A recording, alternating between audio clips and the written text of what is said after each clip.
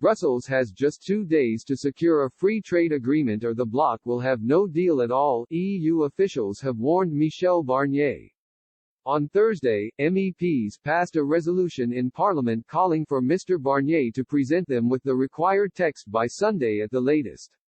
MEPs are concerned over the lack of time needed to ratify the deal before the end of the year and must have the agreement in 48 hours in order to have in place for the end of the transition period. Following Boris Johnson and Ursula von der Leyen's call on Thursday, officials stated substantial progress had been made but 2 points of difference remain.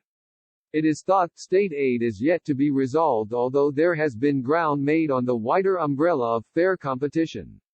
In terms of fishing, however, the two sides still remain apart, with sources indicating the EU has demanded an 8-year transition period over fisheries. UK officials have so far denied the request, but reports have stated the UK would allow a 5 to 7 year grace period to be able to agree a deal. This would allow EU fleets continued access to Britain's rich waters despite the UK having left the bloc on January 31. Downing Street said in a statement last night, the Prime Minister underlined that the negotiations were now in a serious situation. Time was very short and it now looked very likely that agreement would not be reached unless the EU position changed substantially. If a deal were to be agreed in time, MEPs have declared they will hold an emergency plenary at the end of the month.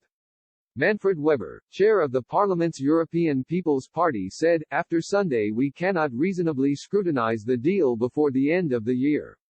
The agreement is too important to rush through Parliament.